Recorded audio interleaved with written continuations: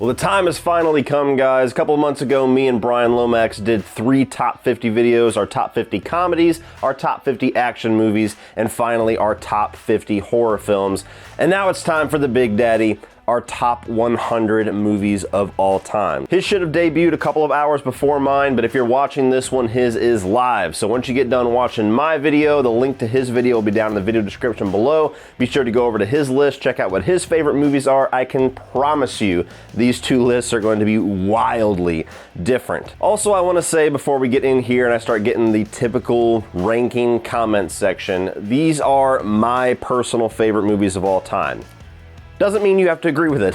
In fact, I expect you not to agree with it. There's gonna be a lot of movies on here that wouldn't be anywhere near your top 100, and there's a lot of movies that aren't anywhere near my top 100 that are probably in your top 10. That's the beauty of being movie fans. We all love and appreciate movies for different reasons. We have different experiences with them. We grew up with some, missed some others. That's just how it is. That's the beauty of diversity. So appreciate that, or don't, but commenting down below anything angry, you're just not gonna get any response from me. So also going along with that, these are my favorite movies of all time. I mean, it was even hard trying to narrow this down. My rough draft list was around 130 and I was like, oh, it was like painful to click X to try to knock those down to 100. So they're all splitting hairs, to be honest with you. My top 10, pretty solid. Everything else, I mean, you could watch these movies tomorrow and one might be up on the list, lower on the list. That's just how it goes. But for everybody that's here to enjoy this video and have fun about the diversity in movie fans, let's kick it off with number 100. And this is a little movie from 1992 called Gladiator. This has always been one of my favorites. It's a movie I grew up watching. Almost nobody I talk to even knows what this movie is or knows that it exists. So if you're watching this list and you appreciate my opinion, please check it out. It is on Amazon Prime. I don't know if it's free or not, but it's on there. This is a movie about underground boxing. The kid moves to Chicago, to a bad part of town because his dad's having financial trouble, and he gets picked up by this underground boxing ring ran by Brian Dennehy. He rises through the ranks, becomes like the best fighter there, along with Cuba Gooding Jr., who becomes one of his best friends. And things start to go wrong as the ugly truths of underground illegal boxing rings start to come to fruition, and this guy's mortality is quite literally tested. It's an awesome movie. It's got great boxing scenes. It's not going to be up to par with, some of the best of all time for a lot of you guys, but I've just always appreciated that underground sense to it. I've always loved the characters, always loved the actors in here. Always been one of my favorites. So if you like fighting movies and you've never seen it, check it out. This is not fucking high school, motherfucker. I'll eat your fucking friends for fucking lunch. You know who we are? No, you have no fucking idea, do you? No, chicks like you just sail through life reading about people like me in the newspaper. Hey! What the hell are you doing? I'm kicking my ass! Do you mind? Run! It's a stampede! It's a game!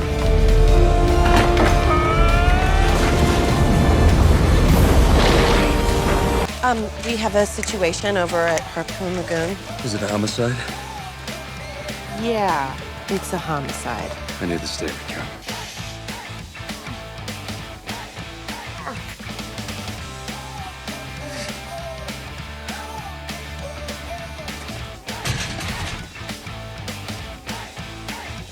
God, it's hot in here.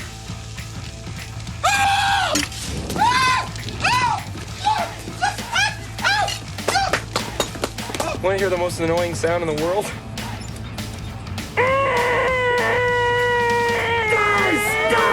Guys!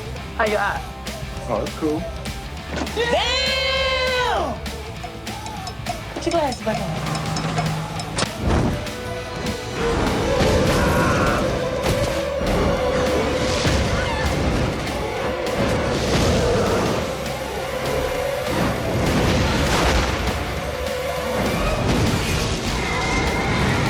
Number 90 is going to be Ben Affleck's directorial debut, Gone Baby Gone. I love this movie. For some reason, I didn't catch it when it first came out. I don't know if I just wasn't interested in it or I wasn't really a Ben Affleck fan yet. It took The Town, which you will see higher on this list, for me to fall in love with that guy. I started going back, checked out his first film, Gone Baby Gone.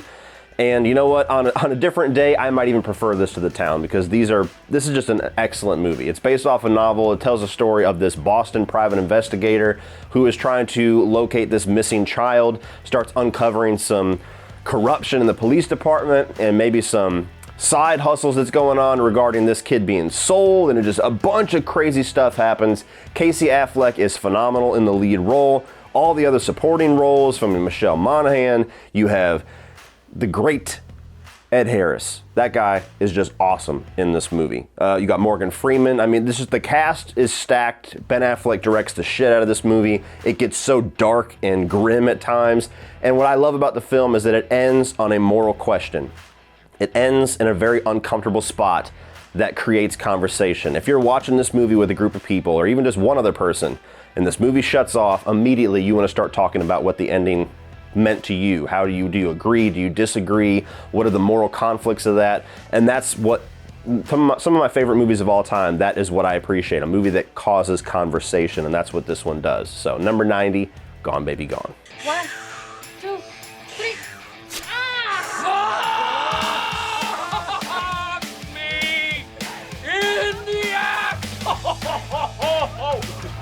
We got a problem here? We got a problem, nigga? Oh, what up with this? Run away, nigga. Can we have one night where there ain't no fight, nobody gets shot? Shut up, bitch.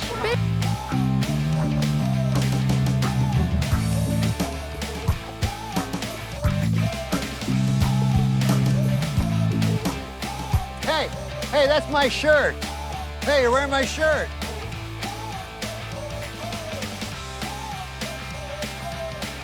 Ah! Here you go.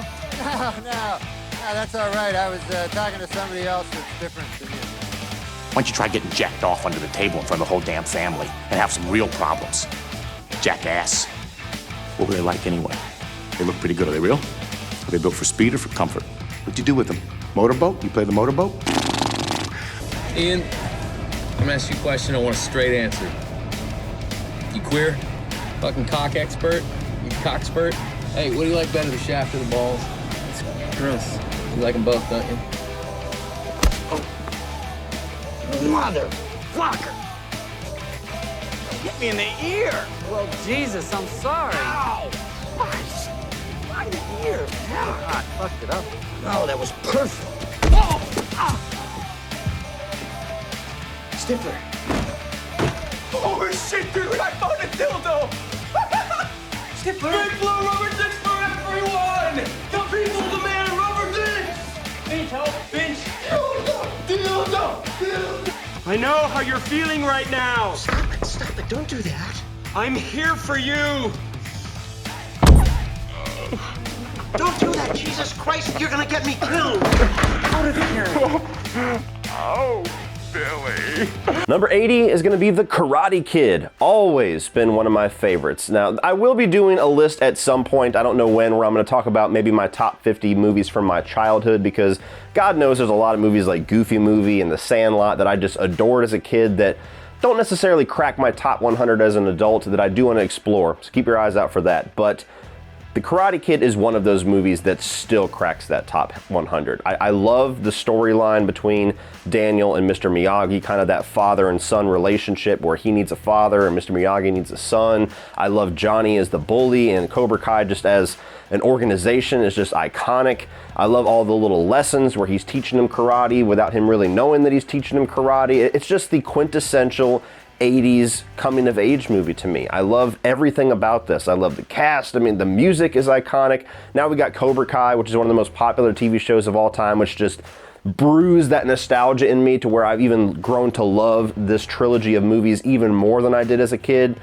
I love it. Karate Kid is the shit. 80.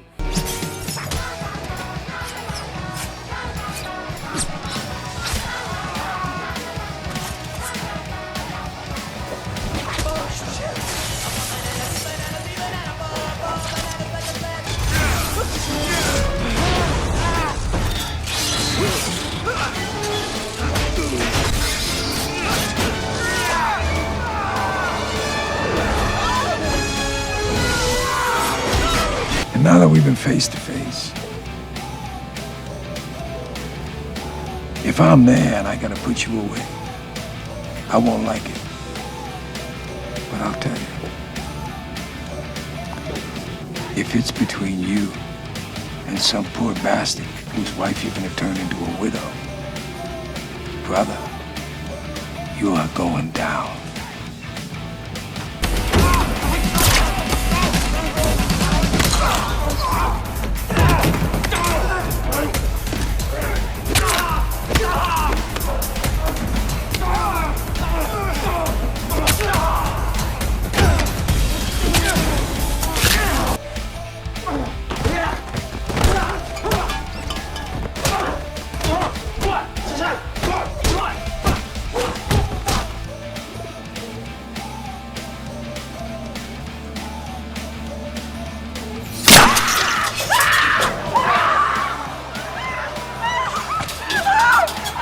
Maximum effort.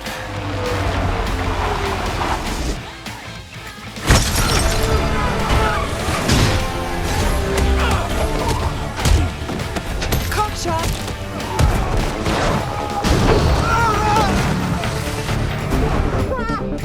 I torched all the evidence that proves you're you. Okay, so wow, looks like you're gonna be in here for the next 100 years. I have got to go. I've got a government job to abuse and a lonely wife to fuck. Oh, did I say that?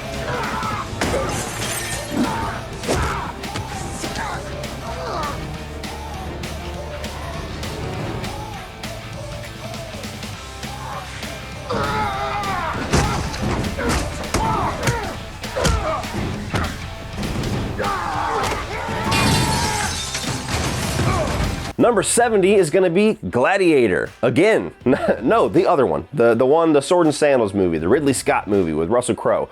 Gladiator is just that phenomenal mix of action movie and period piece. This tells the story of like the ancient Roman Colosseums where they used to have gladiator fights and people would fight to the death for entertainment. And then you have this brewing storyline going throughout it with Russell Crowe's character of Maximus, to where he's betrayed by Joaquin Phoenix, who has taken out his father to become Caesar.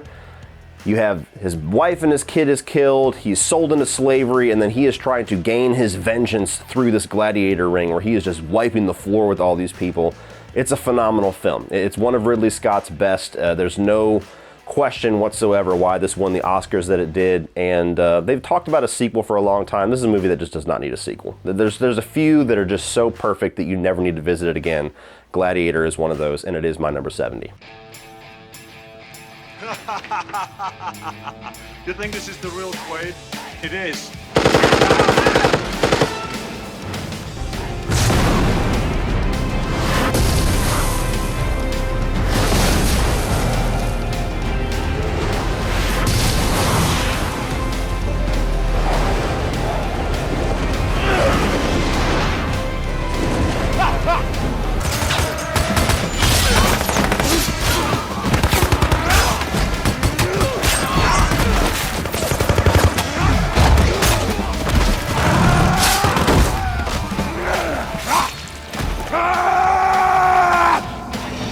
What makes you think you can do all that? You know my handcuffs? I picked them.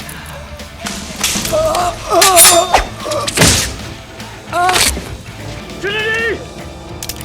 Help!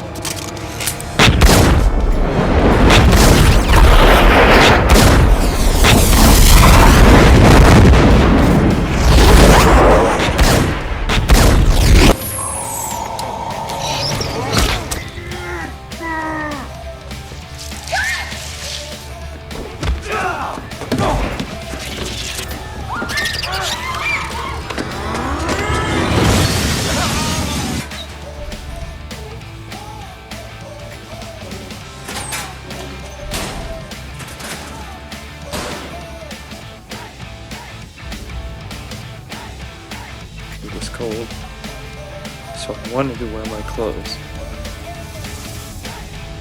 But Mr. Miller took my shirt off.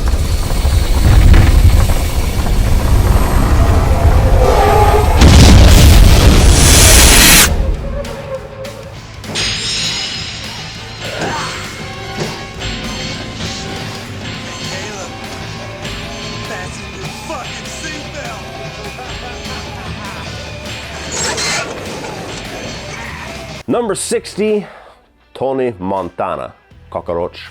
Scarface. Gotta love Scarface. It had to be on this list somewhere. Scarface is one of the most iconic films of all time. It's one of the biggest, most celebrated crime / gangster films, and it's an absolute masterpiece. This is a movie that took me about 3 or 4 watches to really appreciate it. I grew up knowing that this was like one of them. It felt like the most popular movie of all time. It felt like everybody on like MTV Cribs was always watching this. My dad's best friend, that was his favorite movie of all time. He had posters and the little cigar case and shit. And I finally watched it, and it was just so long and so dialogue heavy that as a kid I was like, I don't get it. Shoot more people. 2 or 3 more times watching it, it grew into one of my favorite films of all time. It's probably the most iconic Al Pacino role, which is saying a lot because he's got quite a few.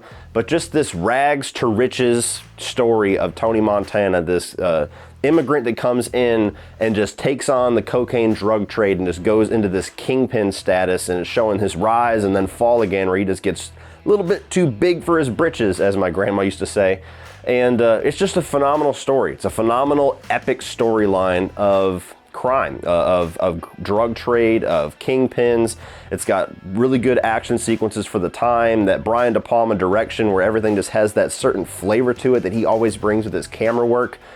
It's a phenomenal movie. There's a reason why this is one of the most iconic films of all time, and it's absolutely on my list. Say hello to my little friend! Is that you, Cunningham?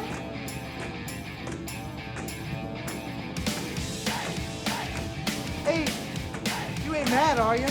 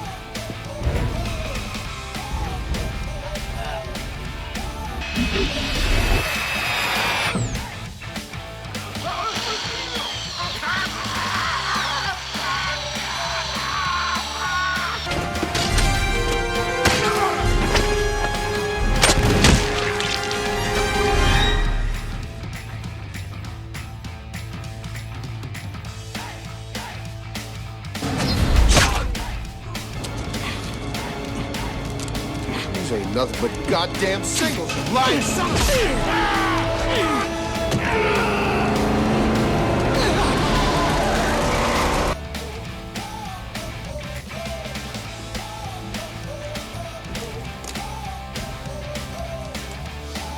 Tell him, now! Give me the cards, Natalia! Give them to me!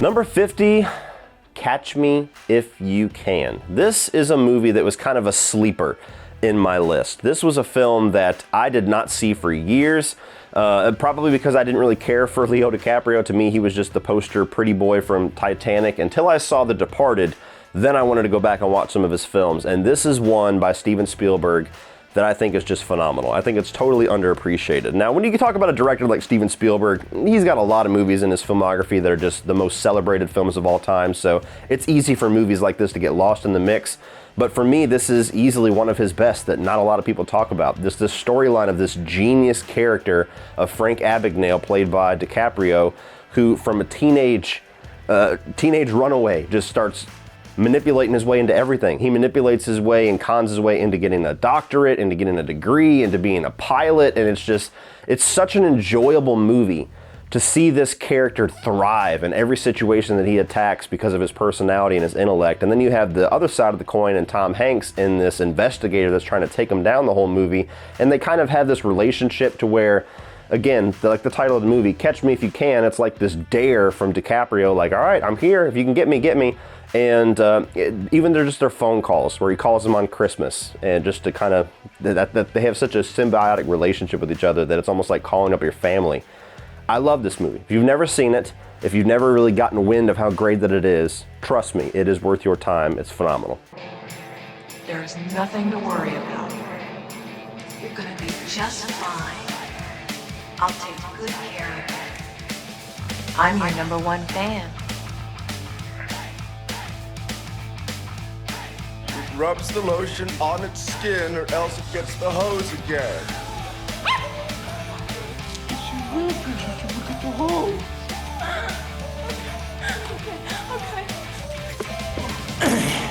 You think it's a dud?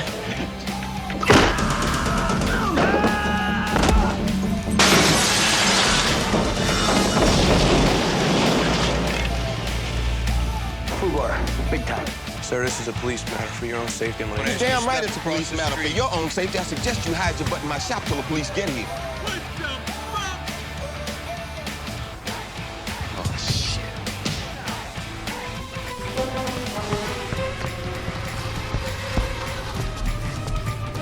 Your line's not long enough! No shit! He's alive! He's alive! The cocksucker's alive! Hands down! Emergency on that ambulance! Please call me Jerry. Well, let's get out of here. Just a minute. That goes for you too, Ed. I expect we have a lot of the same interests, you know, in horror movies and the occult. Something wrong, Mr. Bishop? You think that when you die, you go to heaven. You come to us.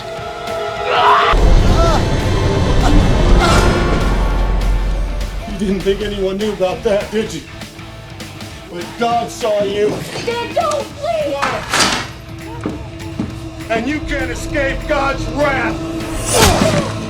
Number 40 is my favorite comic book film of all time, and I love it more every single time that I watch it. That's Captain America: The Winter Soldier. I think that this is the best comic book film of all time.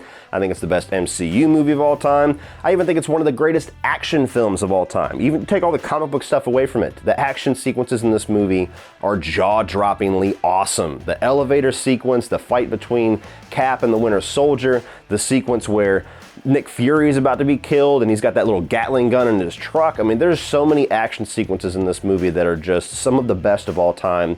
Great espionage, thriller, 70s style storyline and tone going throughout it. A great villain in Robert Redford.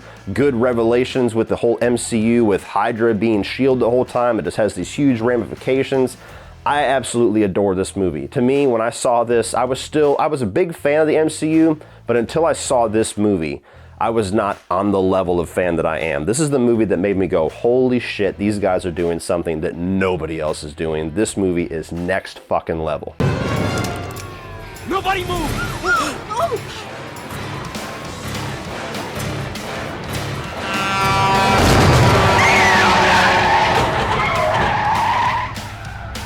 That works too. What does Marcellus Wallace look like? What? What country you from? What? What ain't no country I ever heard of? They speak English and what? What? English, motherfucker! Do you speak it? Yes! I'll join your friends, you wiggles! Are you good?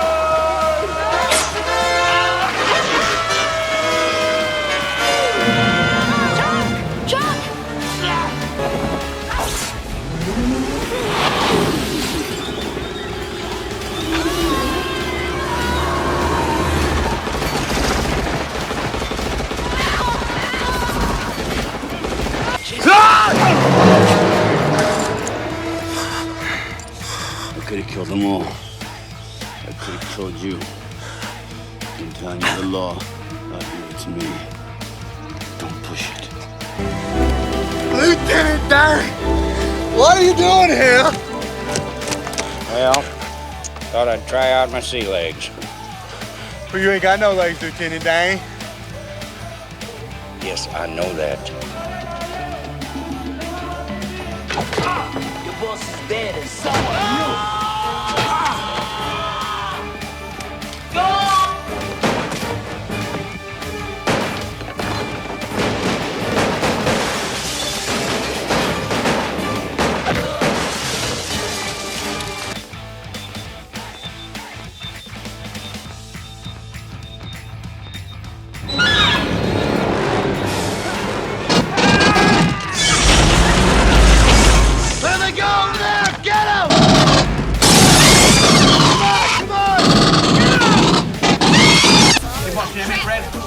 One bread for you. Yes, sir. You okay? You want to keep going or you want to stop? I want to keep going. Okay, keep going, keep going. Go, little man. Come on, help him with the banana ketchup and the yuca fry. Number 30 is going to be Rudderless. Now this, of all of these movies, is going to be the one that gets the most eyebrows. Like, what? What movie is that? This movie is an absolute crime that more people don't know what it is, and that more people haven't seen it, and that more people don't adore it on the level that I do. I remember just seeing a Facebook ad for this, and I was bored one night and said, whatever, I'll throw this on and check it out. And it instantly became one of my favorites of all time. And every single time that I watch it, it jumps like 10 spots on this list. It's a story about a father who loses his son in a school shooting. His life just completely crumbles. And then years later, he finds these CDs where his son was writing and recording music. And for a way to kind of regain a relationship with his son and learn more about him in his absence, he starts playing these songs in this bar. And the songs inspire Anton Yelchin. Anton Yelchin joins him in. They start creating this little band where they're playing his son's songs, and nobody knows that his dead son is the one that wrote these songs. They all think that Billy Crudup is the one that wrote it. And it's a movie about grief. It's a movie about acceptance. It just asks a lot of very uncomfortable questions. Just like with Gone Baby Gone, it's a movie that's going to cause conversation. And that's one of the main things that I love about it. But the music is just phenomenal in this. You guys know I'm like a rock and metal guy. I dabble in a couple other genres here and there, but for the most part, I'm a rocker. This movie's a lot of like acoustic folk type music that I would not necessarily gravitate towards, but it is so damn good.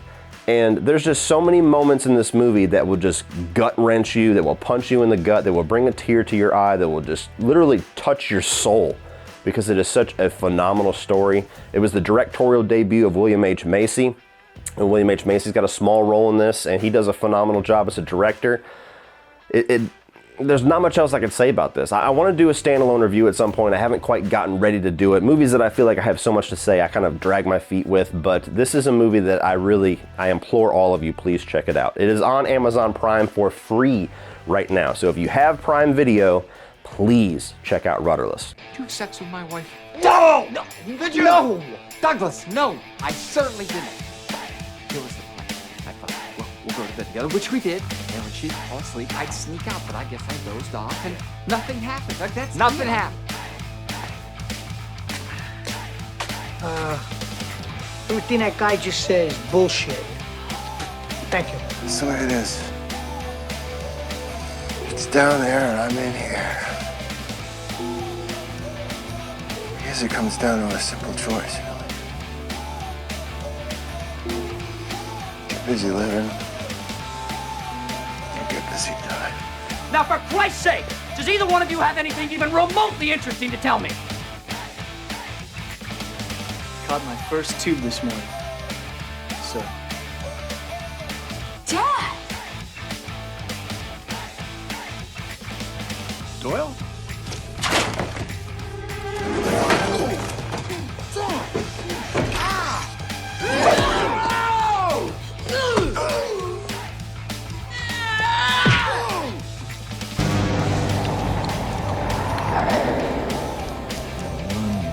Ugly motherfucker.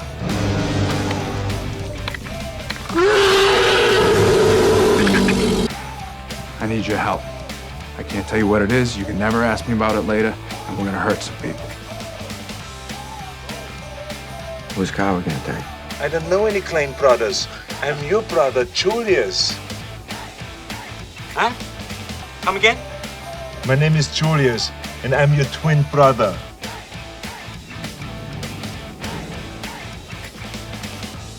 Oh, obviously. The moment I sat down, I thought I was looking into a mirror. You don't want none of me. Think it through. Come on, give me your best shot. I'll give you a free one. Let me have it. That's it? Come on, you can do better than that, can't you, Captain Limpris? Try again. Hey, everybody, is there a window open? I feel a draft.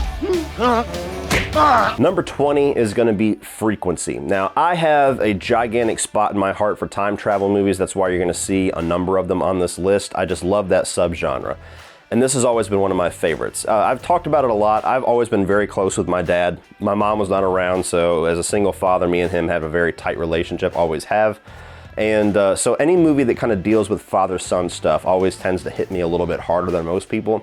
And this movie is quite simply that. It's a time travel movie where a guy has his father's old ham radio, hooks it up one night, and finds out that he can talk to his father 30 years ago in the past, who was a firefighter, and he tells him things that keeps him from dying in a fire. And so they realize that these details that they share with each other, they can actually change the future, but in doing that, they accidentally let this serial killer survive, and he goes from killing 2 people back in the 60s to killing 10 people. And so across time, you have a son and a father trying to solve this murder and get this guy, take this fucking guy down, while obviously keeping the father alive too. It's a very multi-layered story. It's a very touching story for me with the father-son relationship. I love all the twists and the turns that it takes with the time travel rules, the time travel genre. I just love that type of storytelling. It's got a great soundtrack, a lot of great characters. It's always been one of my favorites. Every single time that I rewatch this, by the end of the movie, I'm in tears. Every single time. There's no way I can watch the last 5 minutes of this movie and not choke up. I'm getting choked up just talking about it. But for me, if you love time travel movies and you've never seen this, don't bother with the CW show. Piece of garbage. Watch this movie. Freeze! Hey, put the fucking gun down! Put the gun down, all right? I came here to talk some sense to you. All right, just act professional. I can get you your money. What did you say? I can get you your money. You didn't come here to talk, all right? You came here to get arrested.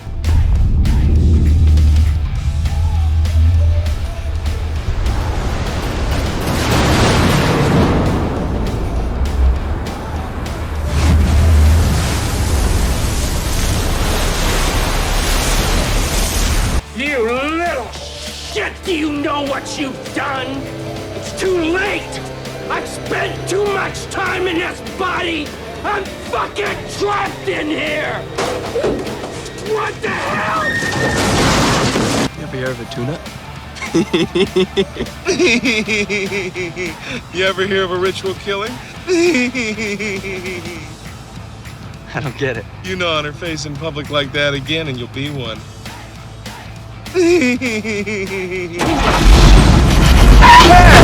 I'd like to tie you to the back of a fucking truck. You don't have the balls. No, what I gotta do. It's not worth it. What? I fucking hate your life. I know. Where's your pass? Screw your pass. Hey, Nancy. Nobody in the hallway.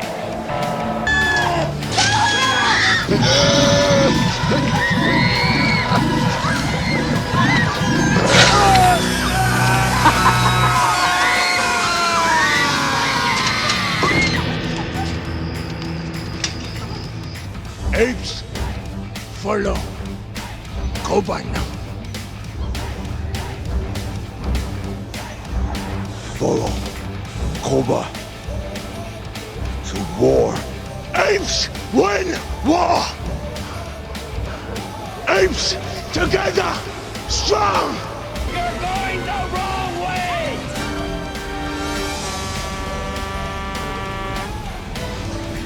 What?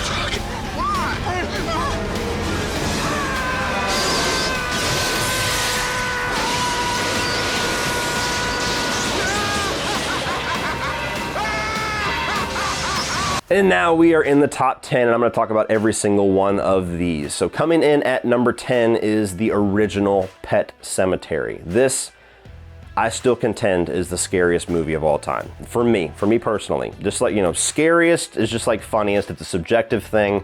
For me, the subject matter of this movie, especially after becoming a father myself, this is the movie that disturbs me and unnerves me and scares me the most of any movie I've ever seen. Maybe not jump scares, maybe not making me, scared of the dark, but a movie that genuinely just scares me to my soul. Pet Sematary is that. Telling the story of this family that lives on this road that's dangerous, and they lose their cat and then quickly lose their youngest son. And there is a cemetery beyond this Indian burial ground that you can bury something that is dead and it will come back to life, begging the question that sometimes dead is better. And it's just a creepy ass movie that may not age well for everybody, but for me, it ages beautifully. You know, maybe there's some corny elements to it, maybe some of that 90s essence to it doesn't age for everybody. To me, every single time that I watch it, it just unnerves me a little bit more, and it's just evolved as I've gotten older. As a kid, I was scared of Zelda. As a teenager, you know, all the truck and everything like that was scary. Then as an adult, everything involving this kid, and like just the scene where the guy is holding his kid's corpse in the cold wind and he's just sitting there in silence, like that stuff just, oh, it just makes my skin crawl. It's a phenomenal movie. It's not everybody's favorite, but it damn sure is one of mine. Number 9 is my favorite comedy of all time, and that is Midnight Run. You've got Robert De Niro playing a bounty hunter. You've got Charles Grodin playing this accountant that embezzled a bunch of money from the mob, and they are basically bickering the entire movie, and it is an absolute riot. I think that both of these characters and the chemistry between the two actors is laugh out loud funny. I laugh every single time that I watch it, no matter how many times I watch it. The same spots just crack me the fuck up. I love the story. It's got some good action in there. There's even some dark like drama in there too, involving like the mob and the main bad guy of this movie. It's just got a lot of layers to it, and it's one of the more underappreciated movies too. When you hear top comedies, I never hear this movie mentioned, and it blows my mind, because to me, it's definitely the movie that I revisit the most, and definitely the movie that I laugh the hardest at. Number 8 is gonna be Warrior. This is my favorite sports movie of all time. This is a movie that kind of felt like it was quiet when it came out. There wasn't a movie that just got instant praise and everybody loved it. I mean, it did get an Oscar nomination for Nick Nolte, which it should have won, but this felt like a movie that I kind of had to tell people about for a while. And sometimes those types of movies mean the most to me, where it's kind of like something special that only I know about. And Warrior just tells this very gut-wrenching story about family, where you have Nick Nolte playing this guy who used to be a horribly abusive drunk, and then you have his two sons played by Tom Hardy and Joel Edgerton. Tom Hardy left, lived with his mom, got away from all that. Joel Edgerton stayed, and after all these trials and tribulations, years later they've come together where this movie starts, and Tom Hardy starts entering himself into this Ultimate Fighting Championship because he wants to get money for a brother in arms that has died. And then you have Joel Edgerton, who's on the verge of bankruptcy, who joins this UFC championship, who's a complete underdog, to get money so that he doesn't end up homeless. And in rising through the ranks and them eventually coming to clashes in this UFC championship, all of the demons of this family comes out, especially regarding Nick Nolte and his relationship with his two sons. It's a fighting movie that has by far the best fight sequences that I've ever seen, just the most intense, visceral fight sequences that I've ever seen. I think that the performances all the way around, especially Nick Nolte, are all Oscar worthy. I mean, Tom Hardy was just a monster in this. He wasn't even done putting on weight for Bane yet, and he just looked like a freaking train, just a tank walking into this ring. I love his character. It's the movie that made me fall in love with Tom Hardy, and Joel Edgerton just gives a very subtle performance as kind of like the smaller personality of those three leads, but he's the one that you're there to root for because of his situation and because he's the one that really has the most pure motivations for being there. I absolutely love this. This is by far, I mean, again, I can't say this enough because in my top 100, it's one of my favorites of all time. Number 7 is True Romance. For all the movies that Quentin Tarantino has done, even though he only wrote this one, this is my favorite. True Romance tells a story of Clarence and Alabama, two kids just kind of off in their own paths in life that get brought together, and due to their romance, they end up inadvertently taking on the mob. They end up with this suitcase full of cocaine, and when they're off on the run trying to sell it, you've got everybody and their mother trying to find this cocaine. You've got the FBI trying to find it, you've got the mob trying to find it, their family and their friends are getting kind of caught in the crossfires.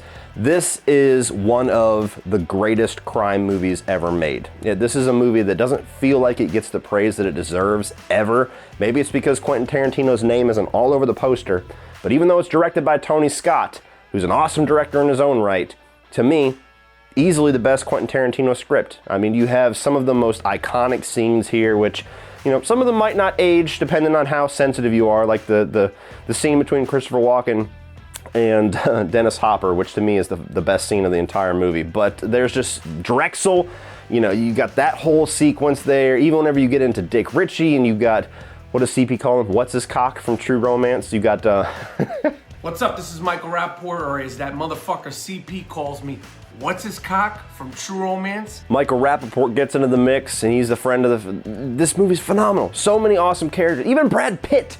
Brad Pitt is an absolute pointless character in this movie. He's literally there just to be on the couch and be stoned out of his fucking head, but he is one of the more memorable parts of the movie just because of that Quentin Tarantino dialogue. This is...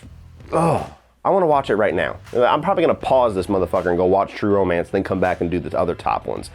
But if you've never seen it before, you need to. What the hell are you doing? True Romance is badass. Number 6 is Goodfellas. Much like Scarface, this is a movie that I had to watch a couple of times to truly appreciate it. I kind of had the same exact response. I watched it as a young kid, didn't really get it. A very long movie, a lot of dialogue. As a kid, you want flash bang, action, blood, guts. And the more that I watched this movie, the more that I grew to love this story of Henry Hill, about this guy that is just, you know, becoming a mobster and leaves everything behind. All the innocence of a kid, leaves it behind and becomes a career mobster. You got characters like, you know, Robert De Niro's character, that's one of his more iconic characters. You've got Joe Pesci, who's easily the standout of the movie. He won the Oscar for Best Supporting Actor, and there's no question why. He's an absolute just firecracker, a hair trigger, just goes off on nothing. You got some very violent, shocking scenes. I mean, the movie opens up with one where a guy's just getting fucking stabbed to death in the trunk of a car. I love the epic tale that we get told here, and the way that Martin Scorsese tells it is just brilliant. I mean, from just standout sequences like whenever they're going in and his first date with his wife and the camera's just tracking with them as they're going through the hallway and he just knows everybody, all the way through to like the final act of the movie where suddenly he feels like he's gone too far, the mob's starting to turn their back on him, and you got Paulie who doesn't even really want nothing to do with him, and he's driving around, feels like helicopters are looking for him, and this is a movie that just, every act of it just builds on the act before it. It's got some of the greatest performances and some of the greatest structure to a mob movie ever, and there's nothing else I could say about it. Goodfellas is my favorite Scorsese. It's an absolute masterpiece, and it's sitting here at number 6. Number 5 is The Lost Boys. Always been close to my heart. This is one of those VHS tapes as a kid that I just wore out. I'm surprised the tape didn't just break off the spools because I was rewinding it and playing it so much. It's my favorite vampire flick and was always in competition for my favorite horror film of all time, which lost out to one you're going to see above this. The Lost Boys to me has the most style. It drips in 80s flavor in a way that ages beautifully. This movie has never felt dated or felt like, what is this 80s weird shit? It always just ages cool. It's like everything that was cool about the 80s without any of that cheesy shit. I love the way that the vampires are in there and the different takes that it has on some of the classic rules, the little twist at the end with the reveal of the head vampire. All of the characters here, from the two brothers of Sam and Michael, and then you have the Frog Brothers. This is just a movie that I can watch 1,000 times over and love it more every single time. I actually took my kids last year to go see it in the theater. It was the first time I ever watched it in the theater, and I was like a kid in a candy store. I just, every single scene, I'd seen it dozens of times, every single scene I ate up. I was like, this is what I'm here for. This is one of the greatest of all time. Number 4, Back to the Future. This is possibly my favorite trilogy of all time, but definitely one of my favorites as far as the original film, which to me is by far the best of the 3.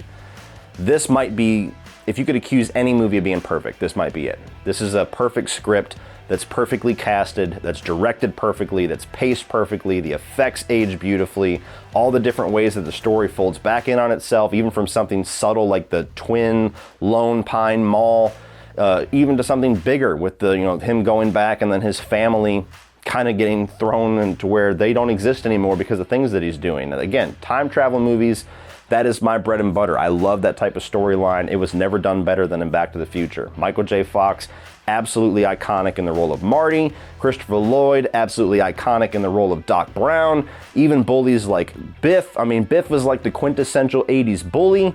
Everything about this movie is perfect. That might not be my number 1, but if I was to ever declare a movie perfect, this would be my easy answer. Now we are in the top 3, and again, splitting hairs with a top 10 like this, but these top 3 were hard. But my number 3 is going to be John Carpenter's The Thing. This is my favorite horror film of all time. I think that it's one of the scariest of all time. This does have what I would call the greatest jump scare of all time in The Blood Test. I love the way that this movie balances showcasing how incredible practical gore effects and slime and alien effects can be over digital. It's always been the Bible as far as that's concerned. where you have this exploration of paranoia, or even if there wasn't these effects, just this underlying paranoia storyline about there's an alien that can replicate us and we don't know who is real anymore. And just the way that it tears these men apart, to where all of them, even though you don't get like huge backstories for all of them, every single one of them has things about them that makes them stand out, to where even without a ton of exposition, you feel like they're all fleshed out characters and you feel like they're all standout characters, to where every single one of them, you kind of like all of them, you kind of suspect all of them for different reasons, and it just enhances that whole underlying paranoia, to where even as you watch the movie, and even years later, this movie has been debated of who is the thing, who wasn't the thing, when did they turn into the thing. The ending of the movie has been debated. Who is, you know, are they both human at the end? Are they both a thing? Is one and one? You never really know, and I just think that this is a perfect exploration of horror, and John Carpenter directed this thing absolutely masterfully. It's a shock when you read into the history of this movie and find out that it was an absolute bomb when it came out. All the critics destroyed it. It made little to no money. It almost ended John Carpenter's career. And then now it's hailed as one of the greatest horror films of all time. Sometimes you were just far, far ahead of the times, and this is one of those times. John Carpenter, The Thing, awesome. Number 2, dun-dun-dun-dun-dun, Terminator 2, Judgment Day. If you think that I wore the VHS tape out on Lost Boys, I don't even want to begin talking about Terminator 2, because even though this movie was much longer and much more taxing of an experience, it's not something you can just throw on, I wore this thing out. This was always my favorite Arnold Schwarzenegger movie, who as a kid was my idol. That was like the greatest actor of all time to me, and he's still, like, people ask me, what celebrities would you love to meet? That is still my number one. If I got to meet Arnold Schwarzenegger, I probably would cry. Terminator 2 Judgment Day is an absolute perfect action sci-fi movie. Still has echoes of the horror slasher elements of the first film, but to me, the action definitely overtakes in this one. This is the movie that set the rest of the franchise on that action-centric path. This is a perfect sequel, which James Cameron has done a couple of times. This takes everything that was phenomenal about that first movie and makes all of it better, makes all of it more engaging, makes all of it more epic, makes all of it more exciting. The special effects, for being back in 1990, even the digital effects on the T-1000 age perfectly. They're so simplistic that they never look fake, even 30-something years later. This is everything that you would want an action film to be. This is everything that you would want a sequel to be. Pulling a little switcheroo and making Arnold Schwarzenegger the hero and the protector versus the villain from the first film was genius. Bringing in Robert Patrick, who is like the antithesis of what you would have thought the Terminator would be, this skinny, frail guy, and making him by far the best villain of this franchise and one of the best villains of all time. Sarah Connor and Linda Hamilton, who was a great character in the first movie, making her what I would call the greatest final girl of all time from that first film, into just this epic, badass character in the second one, much like with Ellen Ripley. Everything about this, the perfect movie. Nothing about this I would ever change, nothing about this I would ever tweak, nothing about this I would ever turn my nose at, and it all ages beautifully. This is one of the greatest films of all time, and it's my number 2. But as most of you know who have been following me for a while, number 1 is no secret whatsoever. The rest of this list might have been, but number 1 was easy, and that is Die Hard. Die Hard is one of those films that I was so late to that even to this day, I kick myself in the ass for not watching this all throughout my childhood. I don't know why. I was a teenager before I saw this. I think it was around the time that the 4th film came out, and I was like, all right, I'll finally throw on these little Bruce Willis movies, and just fell in love. And every single time that I rewatch Die Hard, which is every single December at this point, and maybe even some summer days thrown in there in the middle, I love it more. I think that it is the greatest action film of all time. I think that it's the greatest action script of all time. It's so simplistic and it's so scaled down to where it totally reinvented what we all thought of an action hero. Terminator 2, perfect antithesis of that. Big, hulking, muscular guy, that was always your action hero. Bruce Willis, not that. Good shape, but he was not that. He was not this gigantic movie star. He was not this larger-than-life personality. He was not made of like 3,500 pounds of muscle. This was just a regular dude. And you put him in this larger-than-life situation and let him be the hero, and it totally reframed how you could do an action hero. Now, anybody could be an action hero. That paved the way for movies like Bourne and John Wick, and even Mission Impossible to a certain extent. Die Hard, to me, has the greatest action hero in John McClane. I love his attitude, I love his wit, some of the best one-liners of all time, and Bruce Willis owns it perfectly. One of the greatest action villains of all time, and Hans Gruber. The movie is paced phenomenally, where you get this little bit of information in the beginning about the situation with his wife, and it comes in, and every tiny little detail in the opening act pays off in the third act. The action sequences get scaled up throughout the movie. The fight scenes and the shooting scenes are visceral and they're real, and they just have more punch to them than more, you know, fantastical type action sequences. This just feels gritty and real, and it has that perfect mix of action, excitement, family drama, and hilarity. Even McClane's relationship throughout the movie with Sergeant Powell, who is the cop that is kind of in communication with him and kind of cheering him on the whole time, even that is like, you know, they call it a better love story than Twilight. That's a better love story than Twilight. Those guys, when they embrace at the end of the movie, it's just like, oh, I want to come in and just hug both of them. I want to be part of that hug. Nothing more I can say about it.